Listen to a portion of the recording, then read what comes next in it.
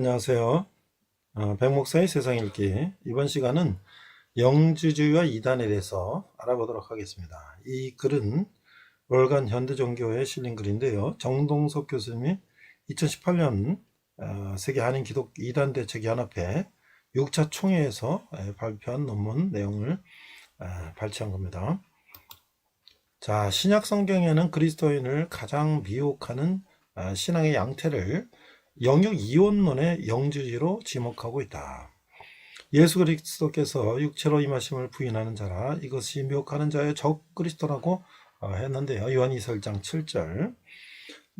이게 좀 오래됐습니다만은 예수는 실하다, 다빈치 코드 이런 이것들이 다바 영지주의 현대적 부활이다 이렇게 얘기하고 있고요. 뉴에이지 운동의 그 범신론적인 성격도 이 범죄에서 벗어나지 않는다 이렇게 하고 있죠. 자, 영지주의라는 것은 영적 지식을 추종하는 동방 종교와 신랍 철학과 신지학 그리고 그리스도의 신앙의 혼합 형태로 주 80년부터 150년 사이 초대교회와 경쟁했던 가장 강력하고 그 위협적인 운동이었다. 그 영주주의는 엄격한 의미로 보면 종교도 아니고 순수하고 단순한 철학도 아니었으며 일종의 미래적인 민중신앙이다 이렇게 얘기하고 있죠. 그래서 이제 영주주의가 바로 교회에서 최초로 출현한 이단 가운데 하나다 이렇게 말할 수가 있죠. 자, 영주주의는 두 가지 의미로 사용되는데 하나는 기독교 이전부터 존재해온 영주주의 사고와 개념 또는 분위기를 기른 기준 지닌 종교운동, 또 다른 하나는 2세기에 널리 유포되었던 기독교 이단 종파를 가리키는 좁은 의미로 사용되어 있다. 그래서 영주주의는 기본적으로 특별한 지식을 통한 영혼의 우주적 구속을 가르친 사상책이라고 할 수 있다. 자, 그러면 이제 영주주의가 무엇이냐? 어떻게 누가 주장했는가? 또 한국에는 어떤 영주주의 이단이 활동하고 있는가? 이런 것들을 한번 살펴보겠습니다. 자, 그분의 생애, 죽음, 부활 그리고 재림하신다는 의미는 각 기독교인에게 생사를 걸 만큼 중요한 진리였습니다. 정통은 일반적으로 우선순위를 역사에 두지만 이단은 지식적 이해에 둔다. 그래서 정통은 신학자들 가운데 보다 신학적이지 못하고 보다 역사적인 마음을 가지게 하지만 이단은 보다 신학적이고 보다 철학적이고 보다 추상적이다. 자, 골로새서와 요한일서는 영지주의의 그 가현설주의 이런 한계가 있었음을 보여주고 있다. 유대교주의와 율법주의와 함께 영주의는 초대교회의 위협적인 이단으로서 믿음과 관련해서 지식을 과대평가했다. 자, 여기 보면은 이레니우스라든지 터툴리안이라든지 히포리토스라든지 에베타니우스 같은 그 이단 전문가들이요, 초대 교부들 중에서 이런 분들은 영주주의에 대한 그 일반 1차적인 정보는 없고 이들은 이제 그 성경을 오도하는 영주주의에 대해서 아주 격렬하게 비난을 했다. 그들은 창세기와 요한복음 그리고 바울 서신을 자기들 목적을 위해 왜곡하였어요. 그 이레네스 같은 교부는 영주주의와 기독교의 종교적 혼합을 교회에 대한 공공연한 위협으로 간주해서 영주주의자들의 성경 해석을 왕의 아름다운 그림을 분해하여 여호의 그림으로 짜맞추는 것에 비유하였다. 그래서 우리는 영주주의라 부르는 사상이 고대 세계를 휩쓸었던 극단적 철학적 영적 경향의 한쪽 측면일 뿐을 알아야 된다. 영주주의가 일어났던 때는 사도들이 세상을 떠나고 사도들의 신앙을 계승한 초대교회의 지도자들을 중심으로 교회가 어렵사리 자리를 잡아가던 상황이었는데 교회에 침투한 영주주의 사상으로 인하여 초대교회는 크게 몸살을 앓게 됐다. 초대교회 속으로 침투한 영주주의는 영주주의 이단을 형성하여 교회의 참복음을 심각하게 위협하였다. 초대교회 당시 교회에 가장 큰 해악을 끼친 대표적인 이단들은 영주주의, 마르시온주의 그리고 몬타너스주의다. 그래서 이들은 그래서 초대교회는 이단의 공격에 대해서 정경화, 신조화, 직분의 확립 등을 통하여 자신의 정체성을 지켰다. 그 영주주의 중에서 그 몬타니우스 신령한 예언은 전자에 해당하고 마르시온주의 구약적 요소를 제거하는 것은 후자에 속하는 수가 있는데 알렉산드리 클레멘트가 남긴 기록에 의하면 영주주의의 창시자는 시몬 마고스라는 인물이다. 시몬 마고스는 사도행전 8장 9절에서 13절에서 등장하는 마술사 시몬과 동일 인물이며 그런 마술을 행하여 사람들을 놀라게 하는 재주를 부렸고 많은 인기를 얻자 자신이 사람의 형태로 나타나는 신이라고 주장하여 사람들이 자신을 경배하도록 만들었다. 이게 바로 오늘날 이단의 아주 교주의 그 모델이게 되겠죠. 자, 영주주의와 전통 기독교는 거의 동시대에 시작되었다고 볼 수 있다. 영주주의 사상이 교회에 침투하여 초대 기독교를 심각하게 위협하는 이단 세력이 되었다는 사실을 보여주는 흔적을 성경에서 찾을 수가 있다. 예수 그리스도께서 버가모에 있는 교회에 보내신 편지의 내용 중에 니고라당의 교훈을 지키는 자들이 있도다 라는 내용이 있는데, 이게 초대교회에 침투한 영지주의에 관련된 흔적이라고 말할 수가 있죠. 니고라당 이런 말은 초기 영지주의 지도자 니골라스를 이름에서 유래됐다. 니골라스는 안디옥 출신으로서 사도들에게서 신앙을 전수받고 집사 직분을 받았으나 결국 이단의 길로 빠지지 않았다. 수 있죠. 그 다음에 이제 순교자 저스틴 이 탈라리언스에게 보낸 편지 내용 중에서 니골라 등을 멀리하십시오. 어리석은 자들입니다. 그들은 쾌락을 사랑하지만 중심적인 혀를 놀립니다. 라고 말하는 내용이 나타난다. 그래서 초대교회 대표적인 변증가인 이리너스가 저술한 어드바스 하라세스라는 책에는 영주주의를 이렇게 비판하는 내용이 있는데, 니고라당은 사도들에 의해 집사직을 처음으로 받은 자들, 니골라스를 추종하는 자들이다. 이렇게 얘기하고 있고요. 그래서 이제 그 영주주의가 아주 고대를 여러 가지 측면에서 혼탁하게 하고 있는데, 이것이 바로 20세기의 실존주의를 닮았다라고 얘기하고 있습니다. 자, 메리 베이커 에디는 크리스천 사이언스는 현대판 영주주의다.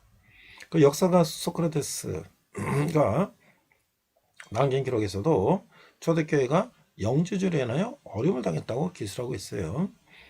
소크라테스는 사도 요한이 성경에 남긴 다음의 말씀이 그 당시 교회에 침투한 영주주의 이단 사상을 물리치게 했던 말이라고 기술했는데, 사랑하는 자들아 영을 다 믿지 말고 오직 영들이 하나님께 속하였나 시험하라. 많은 거짓 선지자가 세상에 나왔습니다. 하나님의 영은 이것을 알지니 오직 예수 그리스도께서 육체로 오신 것을 시인하는 영마다 하나님께 속한 것이요 예수를 시인하지 않는 영마다 하나님께 속한 것이 아니니 이것이 곧 적 그리스도의 영이니라. 우리란 말을 너희가 들었거니와 이제 벌써 세상에 있느니라. 이게 요한일서 4장 1절에서 3절 말씀이죠. 자, 기독교 영주주의를 살펴보면 1945년 이집트 나가마디 지방에서 영주주의 문서가 대량 발견하면서 영주주의에 대한 연구가 이제 본격적으로 시작됐는데, 초대교회 속으로 침투한 영주주의는 교회의 참복음을 심각하게 위협했고, 근데 그 영주주의 뿌리가 어디서 온 거냐 하는 것을 보면 크게 5가지 나눌 수가 있는데, 첫째 동양 종교 유래설이다. 조라스터교, 신부종교, 점성술, 마술 등에서 나왔다. 둘째는 헬라 사상 유래설이다. 기독교 신앙이 시인 플라톤 철학의 흙탕물로 오염됐다고 보는 경우인데, 플라톤의 철학이 이제 기독교를 오염시켰다. 또 동방적인 불교와 관계도 있다는 주장도 있고요. 세 번째는 유대교 유래설인데, 유대교의 금욕적이고 묵시적인 종파 SNF파의 이원론적 세계관에 뿌리를 두고 있다. 자, 네 번째는 기독교 내부 유래설인데, 기독교 내부 이단적 사상에서 유래했거나 1, 2세기 번창한 기독교의 한 형태다. 자, 5번째는 고대 종교 및 사상의 혼합설이다. 기독교 전파 과정을 통해서 일어난 일종의 혼합 현상으로 보는 것이다. 이렇게 보고 있는 것이죠. 기독교를 개조하는 과정에서 페르시아 이원론, 동양의 신비종교, 헬라 철학, 유대교 사상 등 여러 요소가 기독교 교훈에 혼입되어서 그 모습을 드러내는 것이 기독교 영지주의다라고 할 수가 있는 것이죠. 자, 그 영지주의는 정도의 차이가 있을 뿐 우주에 존재하는 모든 것 안에 신성이 공유되어 있다고 얘기하는 현대의 그 뉴에이지 운동의 원형이다. 한국인들이 기독교에 개종할 때 무속신앙과 기독교 신앙을 혼합한 것과 비슷하다라고 할 수가 있는 거예요. 자, 현대 영주주의는 대부분 영주자는 이원론자들인데, 이들은 물질과 육체는 본래 악한 것으로 보았으므로 성육신을 부정했고 영혼만은 순결하다는 사상을 가지고 있다. 그러니까 삼문선을 따르는 이들 가운데 영주자들이 많은 것은 우연일이 아니다. 그러니까 영지주의자들은 성육신한 예수와 그의 고난과 죽음을 받아들일 수 없다는 거예요. 그래서 이제 현대판 영지주의가 오늘날 우리 주위의 신천지라든지 오늘날의 영주주의 이단이 있는데 자기들만 갖고 있는 영적 비밀을 깨달아 구원을 받는다고 유혹하는 신천지가 대표적이고 뭐 이만희가 자칭 보혜사이기 때문에 뭐 비밀스러운 건 뭘 풀이를 한다 뭐 이런 식으로 이제 하고 있죠.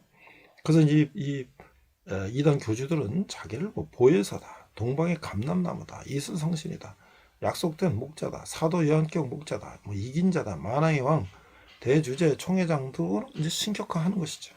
이게 과거의 영지주의에서 이제 배운 것이죠.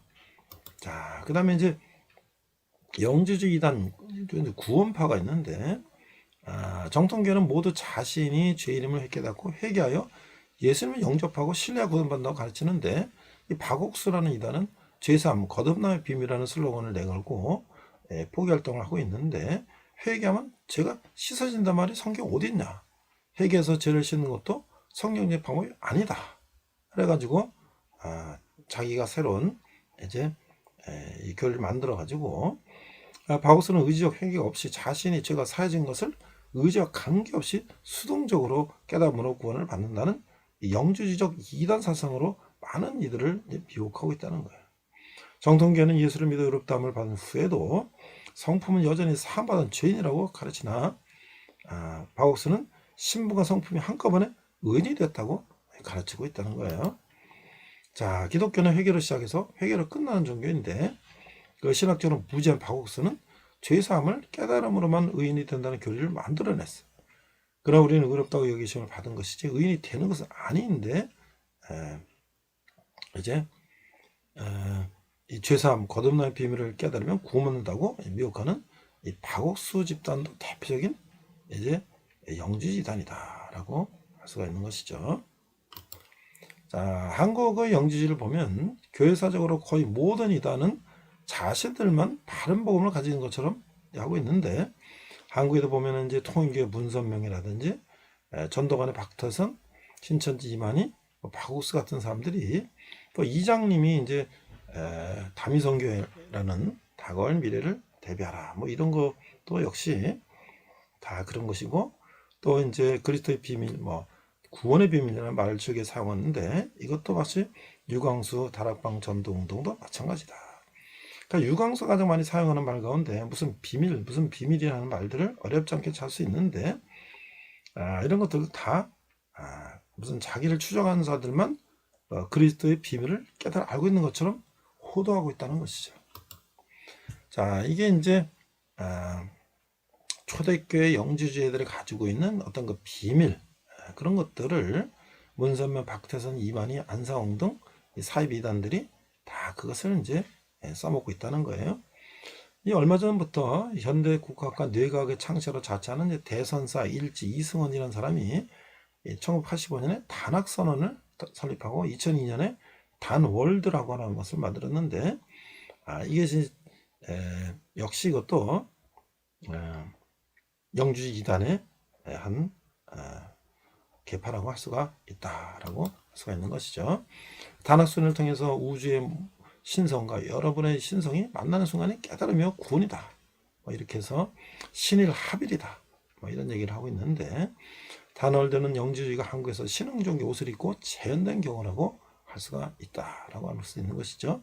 자, 결론을 보니까 영지주의는 신비적 지식을 통해 구원을 성취하려는 한 종교운동이었는데 교회는 영지주의를 논박하는 과정을 통해서 신앙 신조와 권위 체계를 확립하게 되었다. 영지파의 그 시크릿 티칭이죠. 비밀스러운 걸 가르친다는 것을 논박하는 과정에서 신약 정경, 사도적인 전통, 사도적 권위가 정립되었다. 영지주의 도전으로 신학 활동이 촉진되었다. 따라서 많은 반영지주의 교부들이 배출되어 올바른 신론 기독권 인간론이 확립되었다. 따라서 예수 그리스도가 진정한 인간인 동시에 진정한 하나님을 분명히 알 수가 있었다. 그러니까 이제 신약의 어떤 그 교리적인 체계가 오히려 이 반기독교적인 영주주의와 대항하게 해서 교리가 정착되었다, 정립되었다 하는 것도 좀 특별한 이야기가 될 수가 있고요. 영지는 우리나라에서 여러 이단의 모습으로 재현되고 있다. 원합주의 문제점과 위험성을 우리에게 지적해주는 동시에 초기 기독교 교부들이 생존을 걸고 확립한 성서적 기독교 진리를 잘 보존하고 가꾸어야 할 것이다 라고 말씀하고 있어요. 우리가 이제 오늘날에 있는 이런 이단들이 그 뿌리가 바로 영지주에 있다라는 것을 알고 우리가 이것을 잘 대책을 세워야 될 것 같습니다. 이상 백 목사의 세상 읽기 영지주와 이단이었습니다. 네, 오늘은 로마서 5번째 시간으로서 성령 안에서의 삶, 로마서 8장 말씀을 가지고 우리가 말씀을 나누도록 하겠습니다. 본문은 로마서 8장 37절에서 39절입니다. 한글과 영어 NIV 성경을 자막을 보고 함께 읽도록 하겠습니다.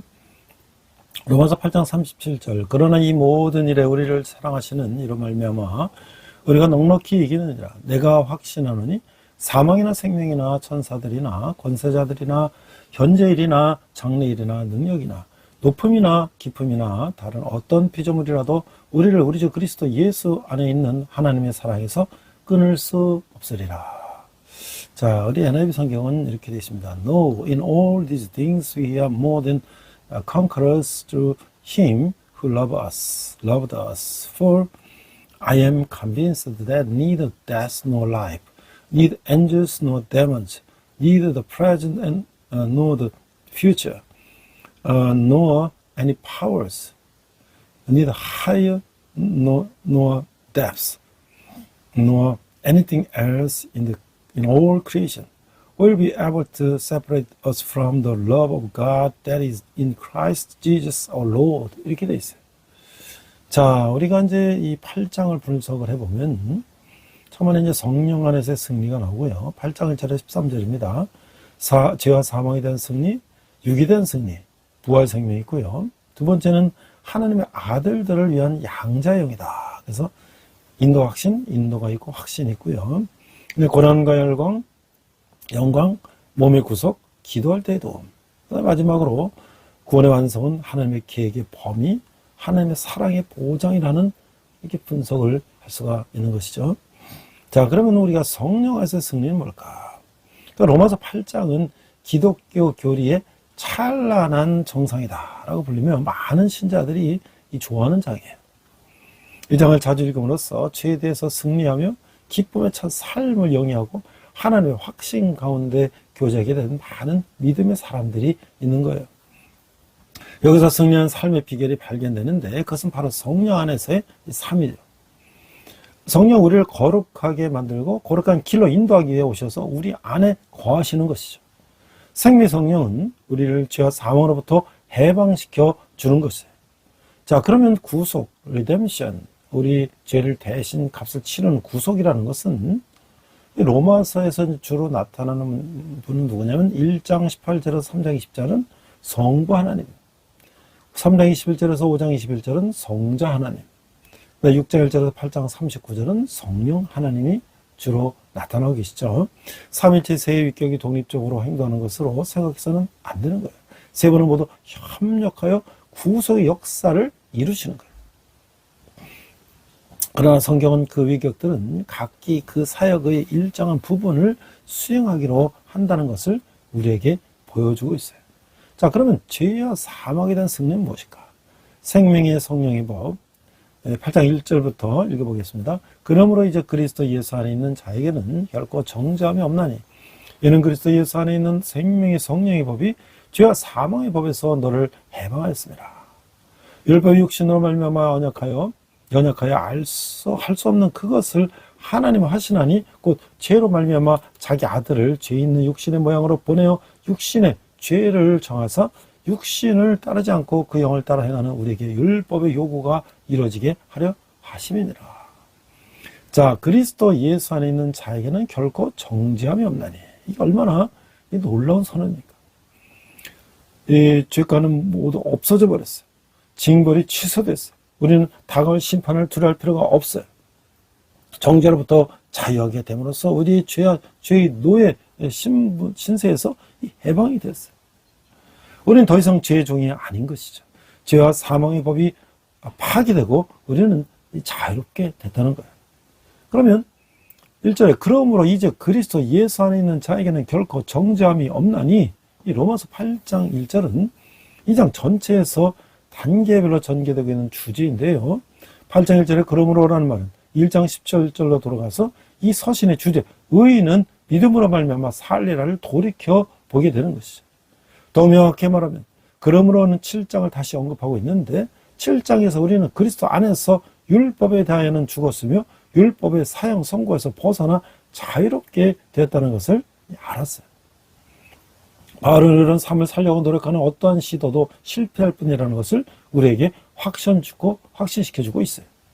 그러므로 우리는 우리 비참한 실패에서 돌이켜 그리스도 안에서 영광스러운 승리의 섭리를 믿음으로 받아들일 준비가 되었던 것이죠.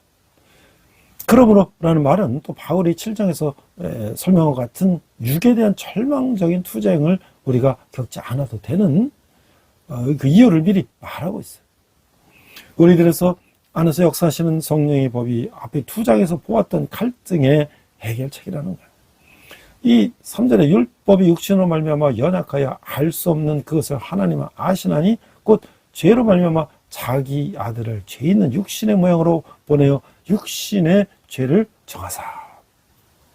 여기서 바울은 성육신에 대한 묘사는 2가지 거짓된 교리의 오류를 깨닫도록 도와주고 있어요.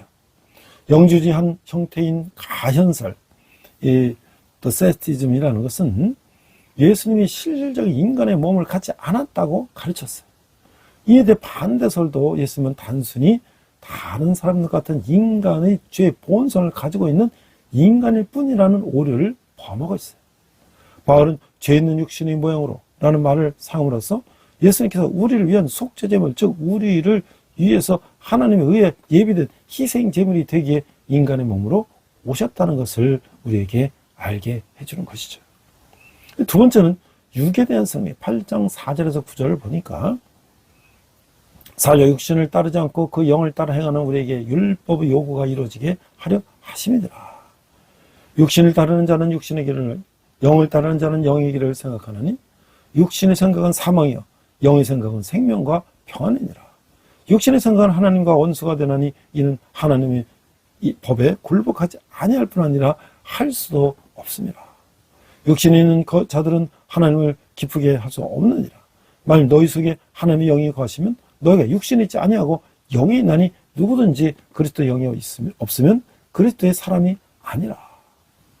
자, 이 믿는 사람들은 하나님의 은혜 가운데서 죄와 사망을 이긴 그리스도의 승리를 공유하고 있으면서도 여전히 유혹으로 둘러싸여 있으며 매일 죄와 투쟁하고 있어요. 모든 싸움의 결과는 우리의 승리를 위해 하나님께서 예배하신 것을 받아들이는 이 가의 여부에 달려 있다고 하는 것이에요. 자신의 의지력이나 힘떠는 노력으로 그 투쟁을 하려고 하는 사람은 누구든지 패배하는 것이죠. 바울은 로마서 7장 21절 24절에서 그는 자신 속에서 작용하고 있는 죄의 원리와 결코 맞설 수 없다는 것을 명백하게 보여주었어요. 이 구절들은 8장에서 성령의 능력을 떠나서 그리스도 안에 삶을 살 수 있다고 생각하는 사람에게 경고하는 것이다. 그러나 신자는 좌절과 패배 속에서 살아갈 필요가 없다는 것이죠. 신자는 죄사함을 받았으며 죄의 세력에서 해방됐어요. 성령이 그를 거룩의 길로 인도하시기 위해 오셨어요. 이제 문제는 그리스도인이 성령의 인도를 기꺼이 따르는가, 그런 일은 그렇지 않는가에 달려있다고 하는 거예요. 물론 로마서 6장 15절에서 23절에서 사람은 무엇에 복종하는가에 따라서 죄의 노예가 되든 아니면 하나님의 종이 된다는 것을 알았어요. 우리는 패배인 삶과 승리 삶 가운데서 선택할 수 있다고 하는 거예요. 그것이 바로 육신의 생각이냐 영의 생각이냐. 자, 그럼 이 5절에서 육신을 따르는 자는 육신의 일을, 영을 따르는 자는 영의 일을 생각하나니 육신의 생각은 사망이요 영의 생각은 생명과 평안이니라. 육신의 생각은 하나님과 원수가 되나니 이는 하나님의 법에 굴복하지 아니할 뿐 아니라 할 수 없음이라. 육신의 있는 자들은 하나님을 기쁘게 할 수 없느니라.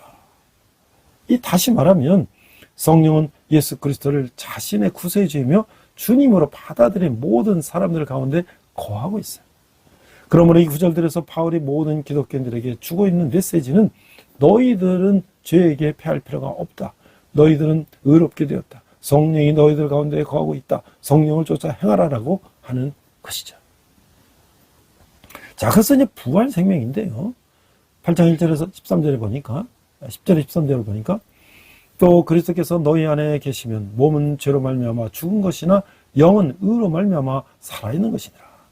예수를 죽은 자 가운데서 살리신 이의 영이 너희 안에 거하시면 그리스도 예수를 죽은 자 가운데서 살리신 이가 너희 안에 거하시는 그 영으로 말미암아 너희 죽을 몸도 살리시니라. 그러므로 형제들아 우리가 빚진 자로 돼 육신에게 져서 육신대로 살 것이 아니니라. 너희가 육신대로 살면 반드시 죽을 것이로되 영으로서 몸의 행실을 죽이면 살리라. 자, 이 11절에 살리시니라고 이 번역되어 있는 말은 생명을 주는 이라는 말의 의미를 갖고 있어요. 몸은 죽어야 할 죽음에 예속되어 있는 운명을 갖고 있어요. 그러나 우리 속에 거하고 있는 생명의 성령은 우리 전체가 신체가 죽은 후에도 우리 몸을 다시 살아나게 하신다.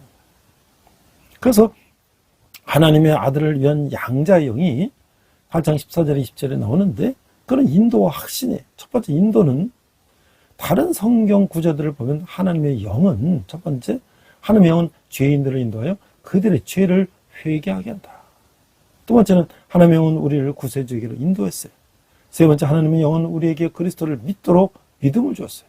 네 번째 하나님의 영은 우리 속에 새로운 본성을 가져다주는 거듭남의 기적을 행했어요. 다섯 번째 하나님의 영의 인도를 따름으로써 우리는 하나님의 자녀가 되었어요. 자, 그러나 그리스도의 삶은 양자됨이나 거듭남이라는 것, 이 첫 번째 체험만이 아니에요. 그리스도의 삶은 계속해서 매일매일 성령 안에서 걸어가는 것이다 라고 하는 것이죠. 1절 그러므로 이제 그리스도 예수 안에 있는 자에게는 결코 정죄함이 없나니 4절 육신을 따르지 않고 그 영을 따라 행하는 우리에게 율법의 요구가 이루어지게 하려 하심이니라. 14절 무릇 하나님의 영으로 인도함을 받는 사람은 곧 하나님의 아들이라. 그러니까 1절과 4절과 14절을 비교해보면 성령 안에서 행하고 걸어가고 성령의 인도를 받는다는 표현이 끊임없이 계속되는 습관적인 체험을 말하는 것이에요. 이것은 성령 안의 삶을 묘사하는 또 하나의 방법이에요. 이것은 또한 성화의 점진적인 성격을 깨닫게 해주고 있어요. 우리가 성령 인도를 받아들일 때 성령께서는 우리를 한 단계 인도하신다고 하는 것이죠. 사도행전에서 우리는 위기의 체험, 그 crisis experiences라고 하는 부를 수 있는 성령의 사역을 보게 돼요. 오순절을 성령의 초자연적인 표적들과 큰 능력으로 갑자기 교회에 강림하는 것을 보는 것이죠. 그 성령을 받아들이기 위해서 마음을 열어둔 신자를 하나님께서 성령이 충만하게 임하시는 것을 하나하나에게 성령이 충만하게 임하는 것을 볼 수 있다고 하는 거예요. 이게 바로 사도행전 10장 44절, 19장 6절 말씀이죠. 하나님의 아들들이 성령 인도를 받을 때 첫 번째 이적이 일어나고 많은 사람들이 회심하고 교회가 늘어나고 복음이 각 나라에 전파되는 것을 볼 수가 있었죠. 바울이 서신에서 강조하는 것은 결정적인 체험보다는 그리스도인들 안에서 일어나는 성령의 끊임없는 사역이라고 하는 것이죠. 행함과 열매와 생명, 인도함이라는 말들은 사도행전에서 성령으로 충만하면 말이 의미하고 있는 것을 이해하게 해주는 거예요. 두 번째는 확신인데요. 성령의 진리 가운데 로마서 8장 15절 16절의 진리를 많은 사람들은 중요하게 여기고 있어요. 15절 너희는 다시 무서워하는 종의 영을 받지 아니하고 양자의 영을 받았으므로 우리가 아빠 아버지라고 부르짖느니라. 성령이 친히 우리의 영과 더불어 우리가 하나님의 자녀인 것을 증언하시나니 이 구절의 양자의 영이라고 하는 말은 헬라어로 문자적인 번역인데요. 그것은 너희들 하나님의 아들이 되게 하는 영이나 또는 유사한 번역이 되기도 하는데 예수님께서 거듭남이라고 말씀하신 것은 예수님을 구세주로 받아들이는 죄인 속에서 일어나는 성령의 초자연적인 역사라는 것을 우리는 예수님의 가르침을 통해서 우리는 이미 알고 있었어요. 성령은 다시 태어난 것 같은 이 변화를 그 사람의 본성 안에서 이루시는 거죠. 그런 하나님의 아들로서 새로운 삶을 시작하는 것이죠. 그래서 요한복음 3장 3절 8절과 고린도 5장 1장 17절. 그러니 여기 로마서 8장 15절에서 바울은 우리의 본성이 변화가 아니라 관계성을 강조하고 있어요. 법적인 문제가 하늘나라에서 처리됐어요. 하나님께서는 우리를 자신의 아들로 삼으신 것이죠. 16절에 보니까 성령이 친히 우리 영과 더불어 우리가 하나님의 자녀인 것을 증언하시나니. 우리 삶 속에서 들어온 성령은 두려워하며 굽신거리는 종이 태도를 요구하는 독재 군주가 아니에요. 여기서 이 영이라는 말은 하나님의 영, 종영이 아니라 양자영을 말하는 것인데, 또는 우리가 하나님의 아들이라고 성령께서 우리에게 주신 확신에 가득 찬 우리 자신의 영의 자세와 상태를 의미하기도 한다라고 하는 것이죠. 자, 이제 고난과 영광에 대해서 8장 17, 18절에서 말씀하고 있는데요.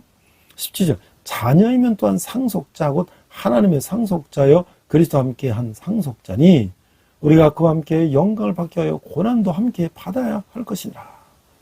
그래서 모든 피조물이 구원을 고대하다라는 18절 이하에 보면 생각건대 현재의 고난은 장차 우리에게 나타날 영광과 비교할 수 없도다.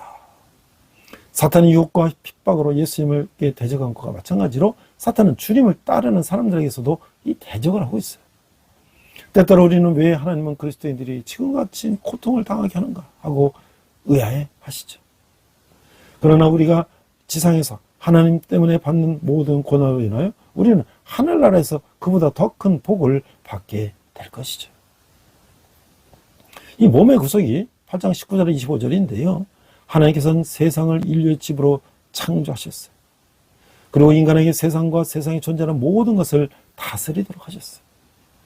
아담이 세상에 관한 하나님의 지시를 따르는 동안 세상은 그의 완벽한 집이었어요.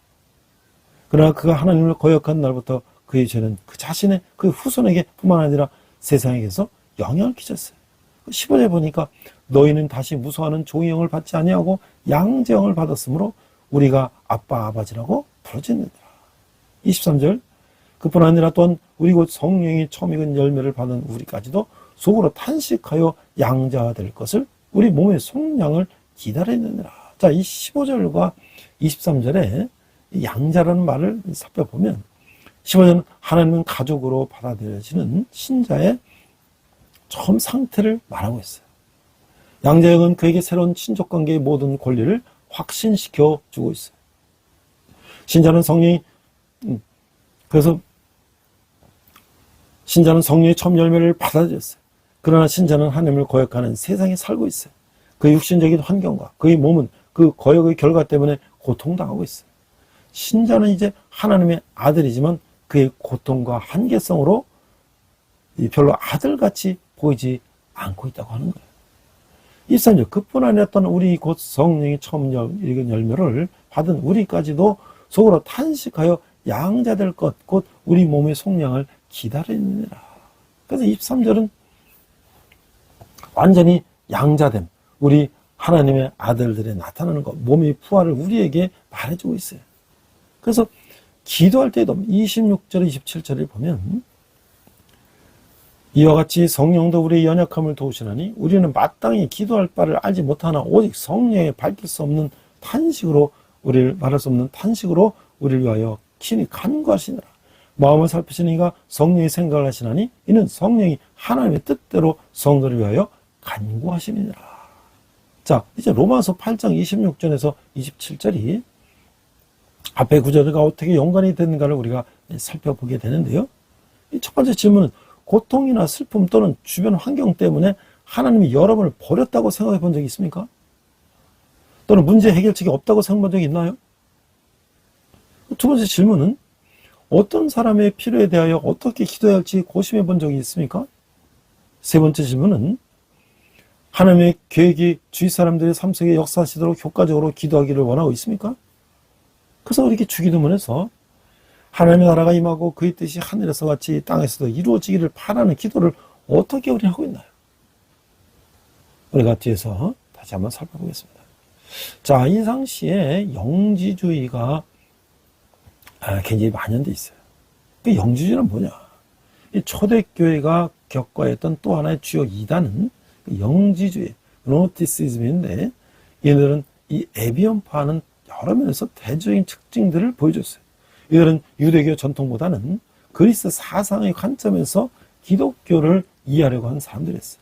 그들은 영과 정신은 선하고 육과 물질은 악하다는 극단적인 이원론에 근거해서 구약의 창조주 하나님을 물질을 만든 저급한 신으로 보았던 거예요.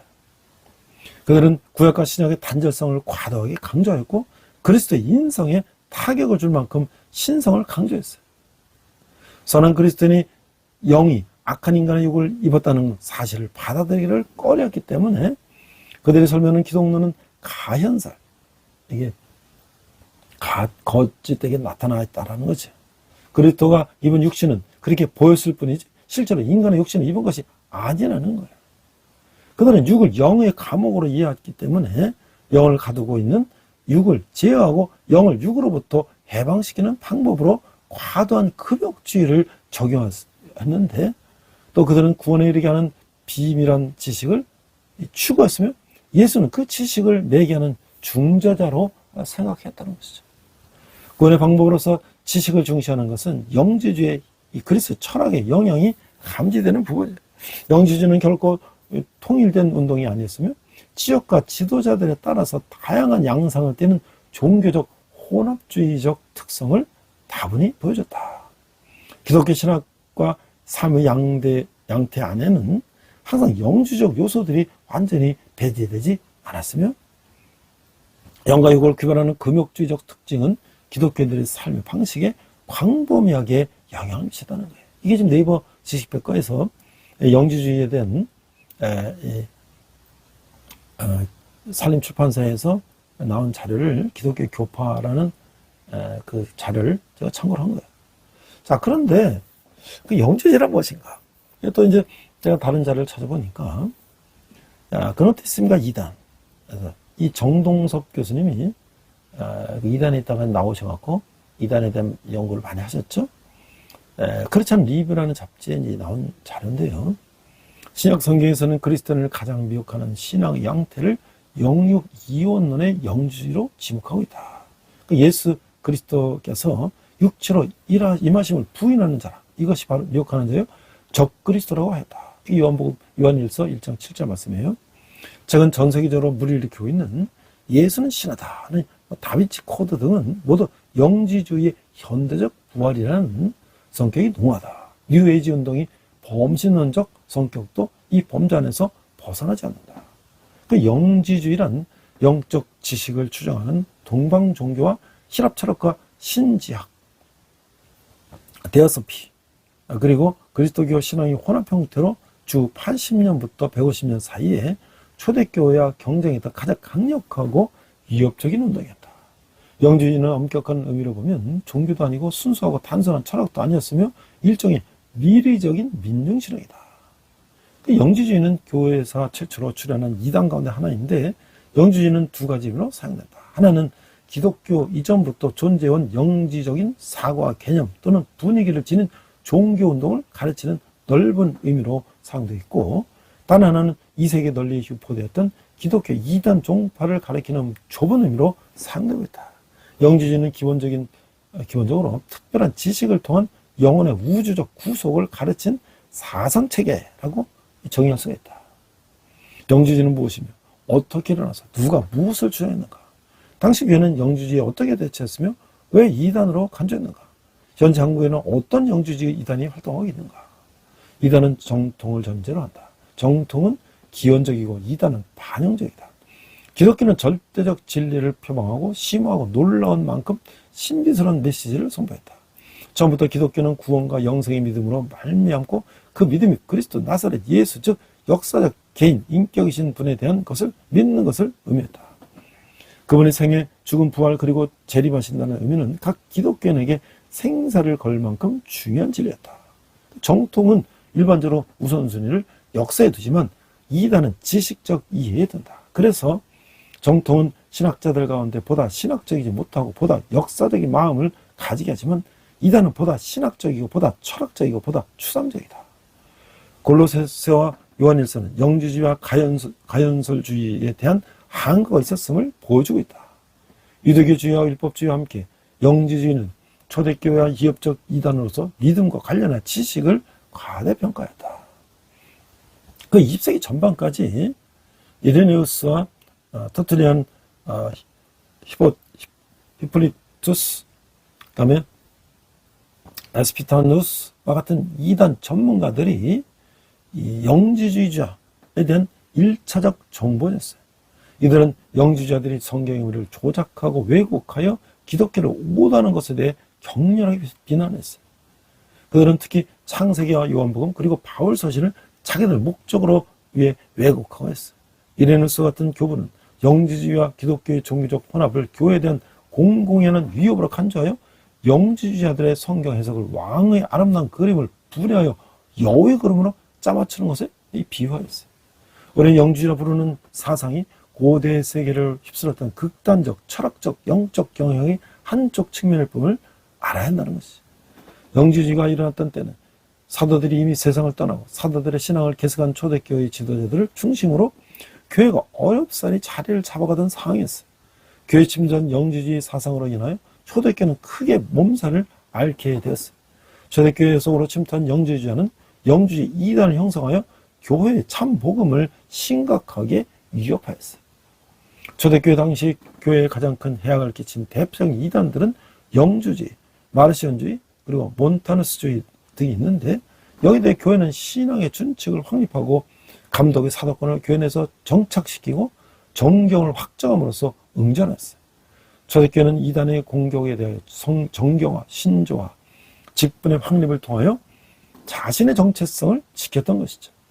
이단은 기본적으로 성경의 본질적인 가르침에 정면으로 위배되는 것을 더하거나 그것에서 본질적인 교리를 빼는 것을 의미하는 것이죠. 영지주의와 몬타누스주의, 이 신령한 예언은 전자에 해당하고 마르시온주의자, 이 구약적 요소를 제거한 것은 후자에 속한다고 할 수가 있다는 것이죠.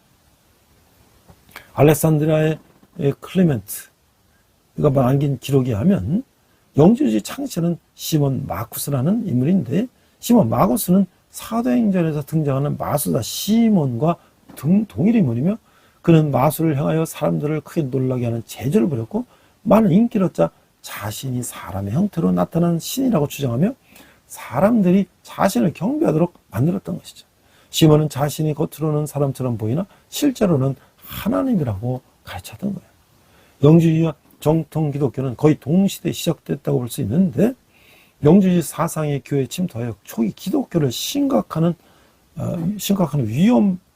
위협하는 이단 세력이 됐다는 사실을 보여주는 흔적을 성경에서는 찾을 수가 있어요.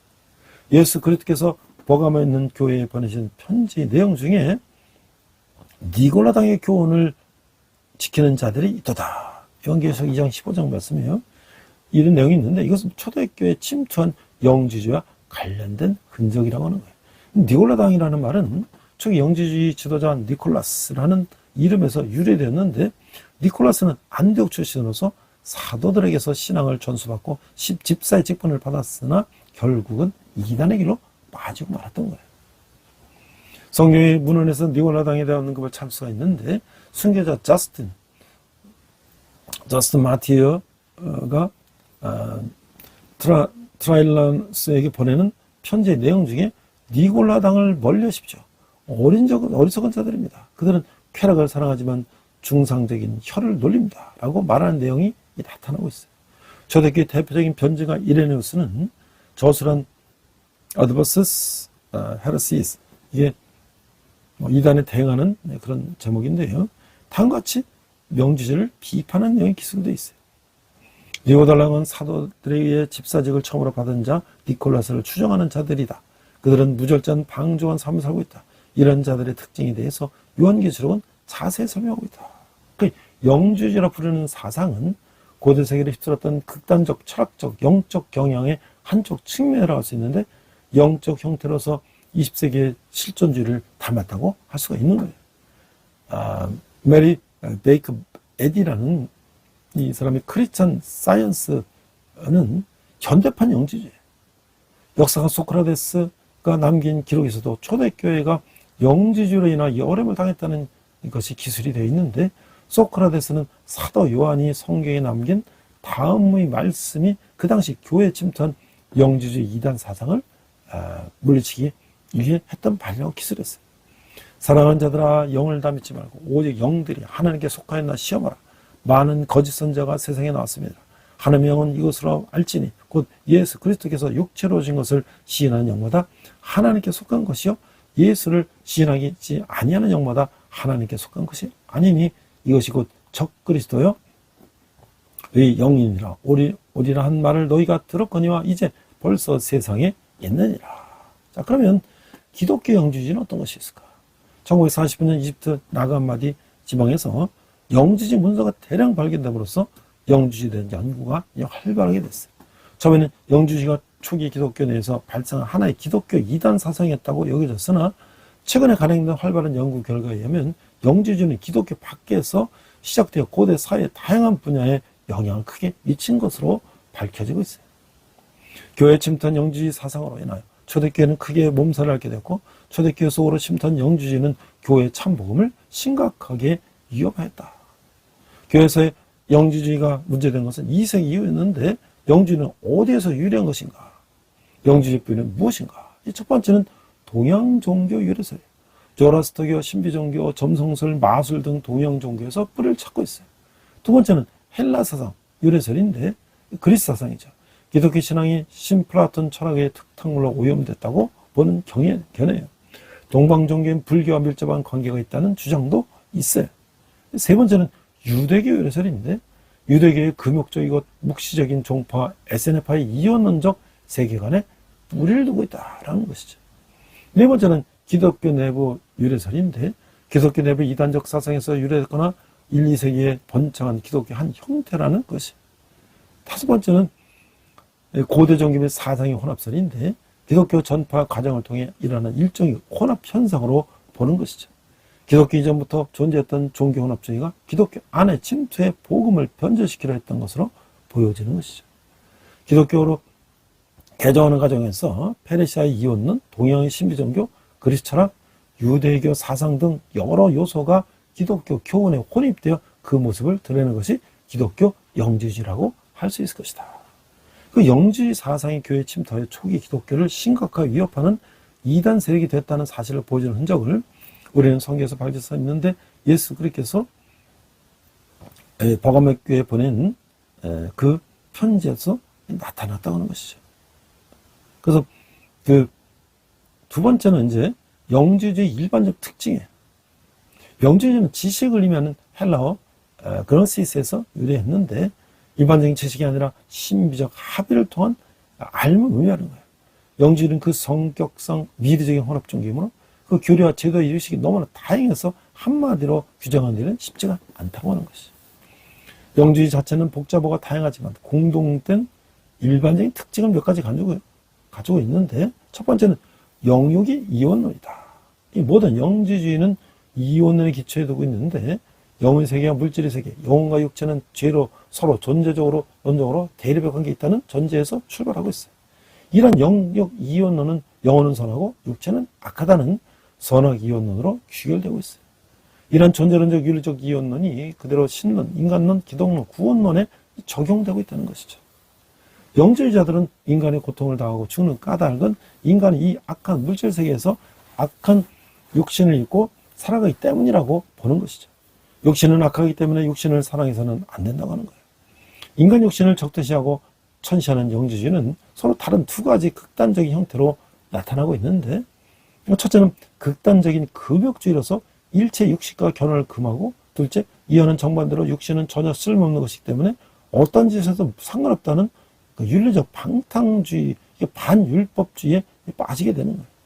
따라서 신앙적 고행이나 금욕은 구원에 아무런 소용이 없다고 말하기도 하는데 영주주의에만 구원은 영적 각성을 통해 인간의 영혼이 육신에 굴레에서 해방되어 영적 본향으로 귀하는 것이다. 그리스도의 육체적 죽음과 그리스도의 육체적 부활에 대한 믿음을 통해 죄사함을 받아 영육간의 구원을 얻는다는 기독교의 구원론을 조잡한 것으로 배척하고 있어요. 영적 세계를 귀환이라는 신화적 구원론에 집착하고 있어요. 두 번째는 육체의 감옥에 유폐된 영혼. 영주의에 따르면 인간은 원래 천상의 영적 존재였는데 천상의 영적 존재였던 인간이 자신 안에 있던 신적 불꽃을 상실하고 지상의 물질 세계로 추방되어 고통과 죽음의 운명을 지닌 육신의 감옥에 유폐되었다. 그래서 이들은 육신을 영혼의 감옥이라고 보았어요. 사람은 자신의 추방과 유폐의 과정조차 망각한 채 살아가고 있다고 가르치고 있어요. 세 번째는 구원은 영적 깨달음에서 온다. 구원은 영적 지식의 각성에 이루어진다. 영적인 인간이 임을 망각하고 살아가는 육체의 감옥에 갇힌 인간이 자신의 영적 존재라는 각성에 이르게 되어야 구원을 얻는다. 영적 각성은 영적 지식을 통해 가능하다. 따라서 영지를 중시한다. 이게 먼저 영지, 영적 비밀에 대한 지식을 중시한 것이 영지주의의 가장 큰 특징이라고 하는 거예요. 지성적이며 과학적인 지식이 아니고 직관적이며 직접적인 지식, 즉 신적인 것에 참여함으로 얻는 영적인 지식을 말하고 있는 거예요.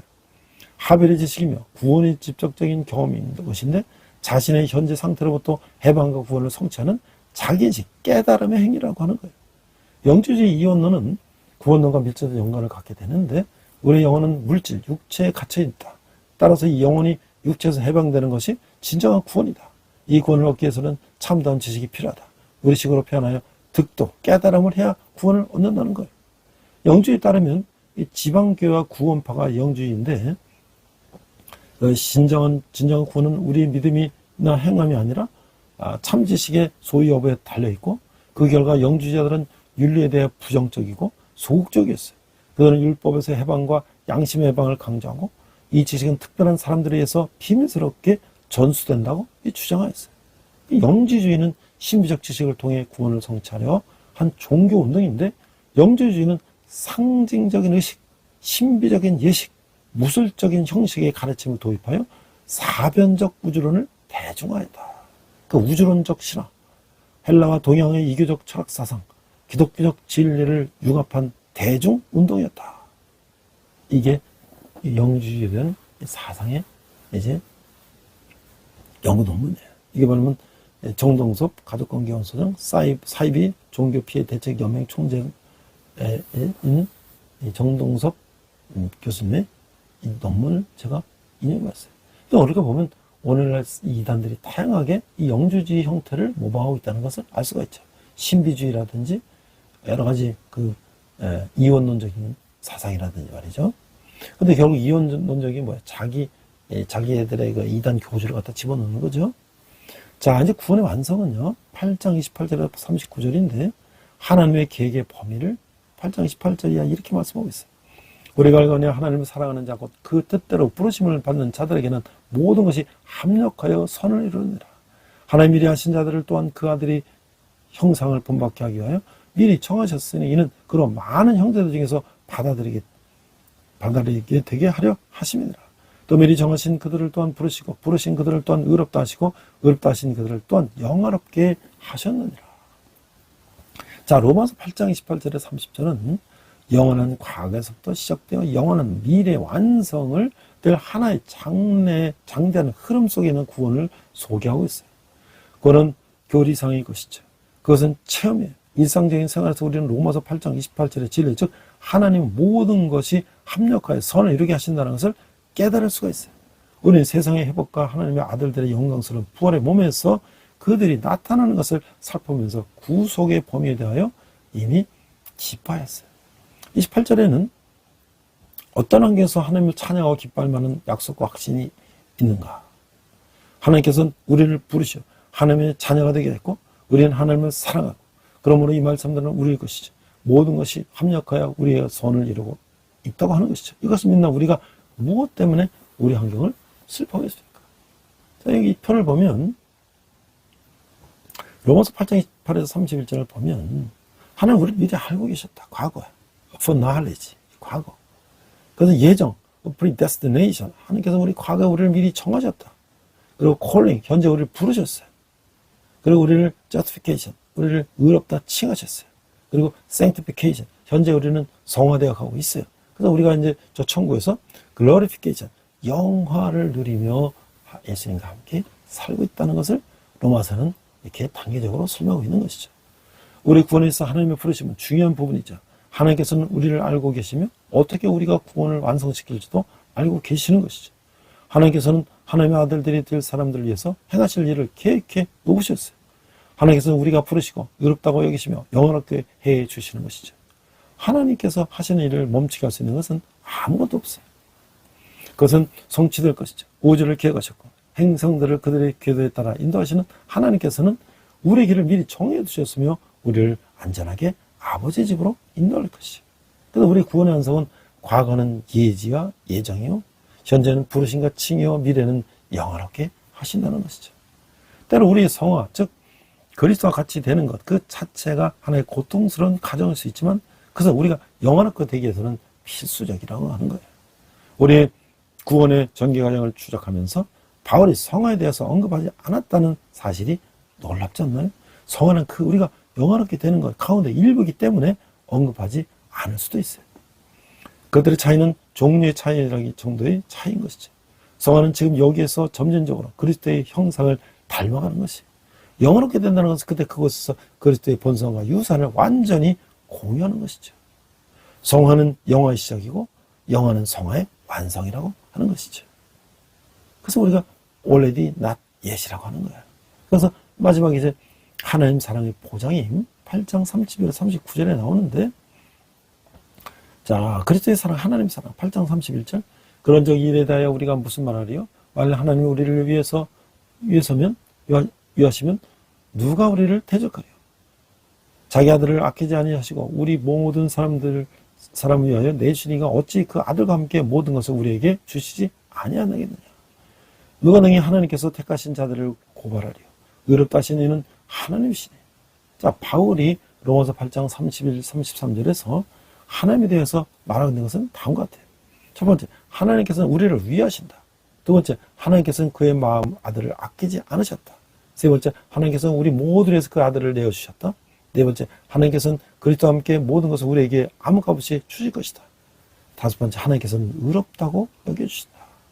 하나님께서는 우리를 위하신다는 것을 아는 것보다 더 우리 믿음의 격려가 되는 것은 없다고 하는 것이죠. 바울은 우리에게 적이 있으라는 것을 인정하고 있어요. 그러나 우리를 위해서는 그분에게 누가 맞설 수 있겠어요? 자, 35절, 누가 우리를 그리스도의 사랑에서 끊으려?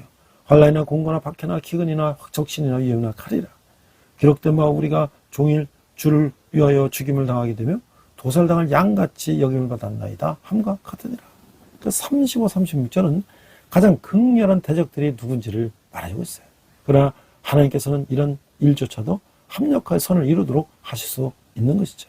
누가 우리를 그리스도의 사랑에서 끊으려? 환난이나 공고나 박해나 기근이나 적신이나 위험이나 칼이라. 그러나 이 모든 일에 우리를 사랑하신 이로 말미암아 우리가 넉넉히 이기느니라. 39절, 높음이나 깊음이나 다른 어떤 피조물이라도 우리를 우리 주 그리스도 예수 안에 있는 하나님의 사랑에서 끊을 수 없느니라. 바울은 이 구절에서 그리스도의 사랑이나 하나님의 사랑을 3번 언급하고 있어요. 이 하나님의 사랑은 매우 강한 능력을 지녔기 때문에 온 우주의 어떠한 세력이나 힘도 신자들을 하나님께서 떼어놓지는 못할 것이다. 물론 이것은 하나님께 신실해야 하는 그리스도인의 책임을 덜어주는 것은 아니에요. 단지 이것은 그리스도인이 자기 스스로 대항할 수 없는 것과 대적할 때도 하나님의 사랑은 그 대적하는 것보다 더 나은 존재로 그를 세우신다는 영광스러운 진리를 강조하고 있다고 하는 것이죠.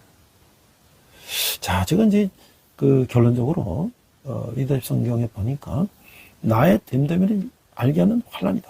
그래서 환경은 나의 됨됨이를 만날 수가 없어요. 그러나 이것은 나의 됨됨이를 드러낼 수 있어요.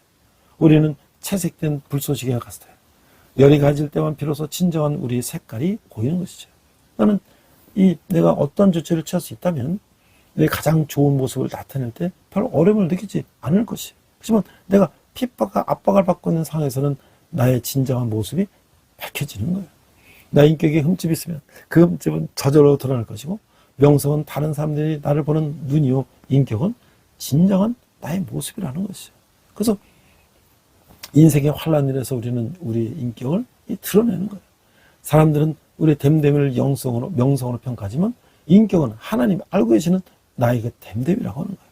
하나님은 인간적인 관점이요, 또 하나님은 하나님의 관점이라는 거예요. 그 명성은 세상 사람들이 나의 묘비에 새겨넣을 것이죠. 인격은 하나님의 보좌 앞에서 천사들이 나에 대해서 말할 것이에요. 성도는 우리의 묘비에 새길 것을 위해서 살지는 않지요. 성도는 하나님의 보좌 앞에서 천사들이 증거할 것을 위해서 산다고 하는 것이죠. 우리는 목사님, 저도 이 환난만 벗어나면 언젠가는 그런 사람이 되겠습니다라는 이 사람을 만나게 되죠. 그러나 언젠가는 말은 법을 성설해요. 그래서 오늘이 되어가는 거예요. 오늘 우리가 내일 우리인 것이고, 우리가 오늘의 중요성을 이해한다면 환난이나 핍박 때문에 우리가 오늘 추구하는 것을 내일로 미루지는 못한다고 하는 것이죠. 이게 바로 로마서 8장 30절 39절 말씀이에요.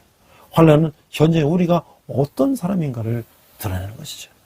그러나 이 모든 일에 우리를 사랑하시는 이로 말미암아 우리가 넉넉히 이기느니라. 이게 오늘 성령이 우리 함께 하시는 말씀으로 믿습니다. 기도하겠습니다. 하나님 아버지 감사합니다. 이 세상 가운데는 예수님이 성육신한 것을 믿지 않고 그들의 어떤 그리스도 철학, 영주적인 철학을 가지고 예수님을 판단하고 자기 뜻대로 해석하고 거기서 또 이단이 발생되고 이단 교주가 발생되는 그런 상황을 우리가 바라보면서 우리가 얼마나 정말 진정한 예수 그리스도 삼위일체 하나님을 믿고 성령의 능력에 의지해서 우리가 어떻게 이 땅에서 성화되어 가며 또 영화로운 이 천국을 바라보는 삶을 살아야 되는지를 다시 한번 깨닫게 해주니 감사합니다. 우리가 성령에 힘어서 어떤 적신이나 기근이나 어떤 고난이 올지라도 넉넉히 이기는 우리들 되게 하여 주시옵소서. 감사드리며 예수님 이름으로 기도했습니다.